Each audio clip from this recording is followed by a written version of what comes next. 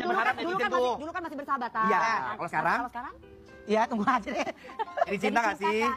Saya pikir di umur saya ya, Ruben itu kan jauh lebih muda dari saya. Berapa sih? Cuma 10 tahun, 10 tahun bedanya. Bukan cuma ya 10 tahun. Kecuali 20 tahun. Oh, Iya, cuma 2 tahun doang bedanya. Jadi ya tadi menurut saya tuh di usianya dia ini dia udah lebih bisa mature. Saya tidak pernah memberikan solusi ataupun pemikiran-pemikiran saya pada saat dia butuh sesuatu gitu. Dia cuma cerita. Kalau dia tanya menurut lo gitu misalnya ya. Jadi menurut saya dia sudah cukup dewasa lah dengan umurnya yang muda ini, itu satu. Yang keduanya tidak emosional, itu penting juga gitu. Kalau ngomongin soal di umur kita ini ya saya, apalagi saya udah tua banget gitu. Enggak banget sih ya tua. Enggak lah. Oh ya tua lah. Matang. Ya, menurut saya sih udah bukan lagi pencarian bentuk cinta yang romantis, yang apa ya, lebih ke arah companionship, lebih ke arah pertemanan yang dekat, sama punya satu visi misi, itu lebih ke arah situ gitu. Jadi kenyamanan berbicara, berkomunikasi itu menjadi suatu hal yang sangat penting. Lu sama Olga. Kenapa? Siapa pelakunya? Siapa pelakunya? Iya. Ada pelakunya, Mbak? Iya. Pelakunya, penghasutnya ini iya. Karena pada saat itu dia tahu gue yang ya gitu deh. Jadi dia harus singkirkan gue dari circle pertemanan.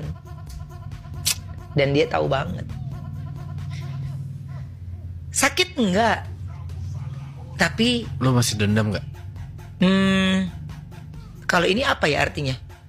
Gue masih nggak ngerti artinya. Lu percaya nggak? Gue masih nggak ngerti artinya. Gue masih belum terima maafnya. Tapi gue nggak mau ngebalas apa-apa. Karena kenapa gue kayak begitu? Karena udah terlambat. Luka banget lo ya. Oh iyalah, teman satu bantal berdua, satu kasur berdua, ngekos, satu gayung berdua, kan kalau kamar mandi luar. Wah udah gila deh. Terus lu baru hadir di posisi sekarang. Nggak apa-apa. Karena gue juga berkarir pada saat itu. Tapi gue tahu lemahnya dia. Makanya gue backup. Karena lu rame dan lu anggap gue ini lawan lo. Ya gue kalah. Kalah telek. Ngebayang gak? Dijauhkan oleh manusia. Oleh teman sendiri. Ya, teman sendiri. Gila gak? Si Ruben lagi dekat sama Desi Ratnasari, Bunda udah tahu. Yang benar ceritanya. Iya. Masa sih? Nafsuan memang si Ruben ini. Pergi ke acara aja maunya bareng. Nafsu bener si Ruben ini ya. Pakai bajunya kembar-kembar. Laki bener. Disuruh buatin baju kembar samaan. Allah. Tapi buat seorang yang sedang mendekati saya. Aduh. Oh ya Allah. Bahagia banget pria itu di sana ya. Saya mencari kebahagiaan hati, saya mencari seorang teman yang sama-sama ingin memperbaiki diri untuk kehidupan tidak hanya di dunia tapi juga di akhirat, dan tentu kita saling memperbaiki, saling terbuka dan saling mencintai. Iya, TDC PDKT sama Koruben. Ya nggak mungkin lah TDC PDKT sama Koruben. Nggak mungkin, kan kalian tahu aslinya Koruben itu gimana. Sama aja itu seru-seruan waktu TDC dekat sama Tenasar itu canda-candaan, main-mainan gitu, lucu-lucuan aja. Nggak apa-apa sih, itu sama aja nanti kalau kalian lihat gue dekat sama ini, gue dekat sama ini, gue dekat sama itu. Kalau misalnya seru-seruan juga sah. Terus kalau serius juga sah gitu kan, nggak merugikan kalian raya-raya jelita di kampung Nanjori Mato guys. Di industri ini penting adanya sensasi, tidak hanya harus selalu karya. Karena kalau karya-karya terus nanti orang bosen gitu kan. Lagi pula kan raya-raya jelita kita ini memang karena hidupnya udah melurut, berat, pusing dengan kerjaannya, mereka butuh yang hiburan. Kalau karya yang serius-serius monoton di atas panggung cuman nyanyi kayak patung diam aja, orang bosen gitu ya kan. Orang maunya yang biar kan kalau di Konoha ini seleranya suaranya pas-pasan, penting dia menggelinjang goyang di atas panggung pun katanya bagus dan bakal ditonton orang daripada suaranya lumayan bagus tapi nyanyinya pakai kayak patung diam, orang bosan ngantuk guys gitu. Nah jadi kalau misalnya di Konoha ini memang harus ada sensasi karena gini ya, Kayak Raja Bangsawan Satria Mulia Pataudi ya.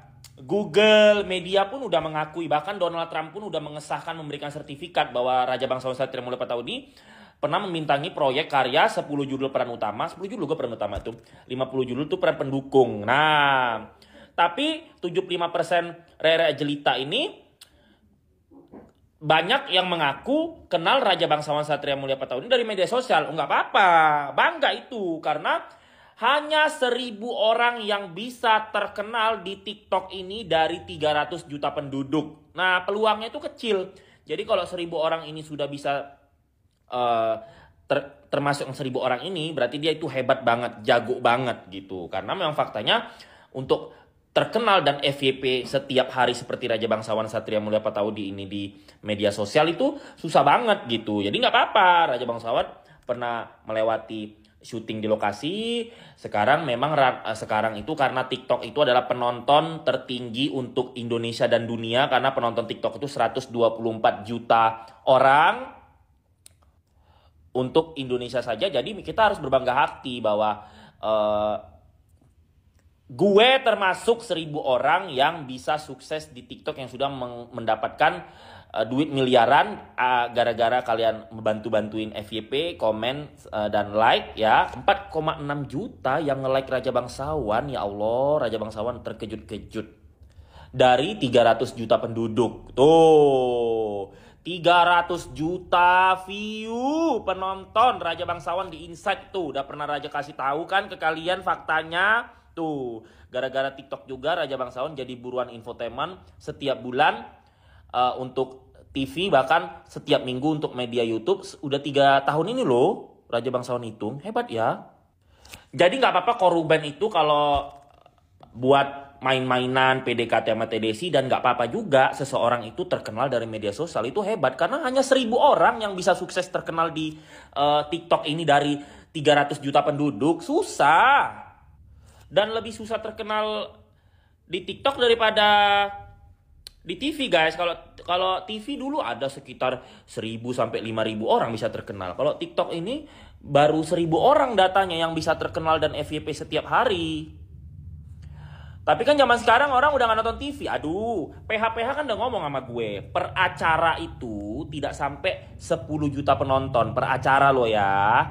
Nah, tapi kemarin gue lihat media lokal udah mengeluarkan statement itu, tidak sampai 10 juta yang nonton per acara itu. Makanya honor pemain dan rating dan penonton itu drop abis gitu loh. Karena sekarang itu orang-orang itu ke TikTok loh atau ke YouTube. Jadi yang artisnya itu ya TikTok sama YouTube. Karena penghasilan TikTok itu walaupun seseorang itu bukan artis, dari affiliate aja bisa mengalahkan honor orang main sinetron, FTV dan layar lebar. Jangan salah. Apa? Main layar lebar percuma juga. Nah, kalau satu film Amerika dan satu film India selama 84 tahun industri mereka mendunia, itu penontonnya secara konsisten itu per film aja bisa 45 kali lipat dari total penduduknya. Ya, dari seluruh dunia. Karena seluruh dunia nonton produksi mereka. Nah, tapi sekarang itu kan udah ada stasiun TV internet kayak Netflix, kayak Prime Video dan Oscar. Jadi penonton tuh kebagi-bagi. Nah, tapi tetap karena mereka tuh udah punya image kelas dunia, satu film Amerika dan India itu penontonnya bisa sampai 5 sampai 10 kali lipat dari total penduduknya. Nah, tapi ya kalau perfilman di Asia Tenggara ini kan gitu-gitu aja isi dan bakat dan packagingnya. Dan satu judul film di Asia Tenggara ini guys, jumlah penontonnya 5% dari total penduduknya aja nggak nyampe. Itu namanya nggak laku. Jangankan seluruh penduduk yang nonton. Ini 5% dari seluruh penduduk aja nggak nyampe yang nonton. Makanya kan gue udah sering bilang ke kalian, pokoknya ini kan udah 2025, kalau kalian mau kaya, sukses, atau hidupnya sampai tua punya tabungan, jangan gila-gila jadi artis. Kecuali lu jadi artis di Hollywood, di Bollywood, iya, lu sekali main film, itu honormu bisa untuk 7 turunanmu, nggak usah syuting. Tapi kalau di Asia Tenggara ini kan gitu-gitu aja industrinya guys. Jadi saran gue, kalian tetap punya kerjaan tetap, jadi artis tuh yang second, number 2 gitu. Jadi pendidikan, bahasa Inggris, komputermu itu harus diselesaikan, harus pinter. Jadi lu kayak gue aja gitu, terkenal masuk infotainment, masuk talk show, viral-viral FYP itu buat heboh-heboh aja gitu, supaya eksis. Cause of I'm very happy if I'm exist in Konoha gitu. Tapi tetap penghasilan, ada bisnis, ada kerjaan tetap. Karena kalau lu mau gila-gila jadi artis, lu mau sampai kapan kepake? Kan bakal ketemu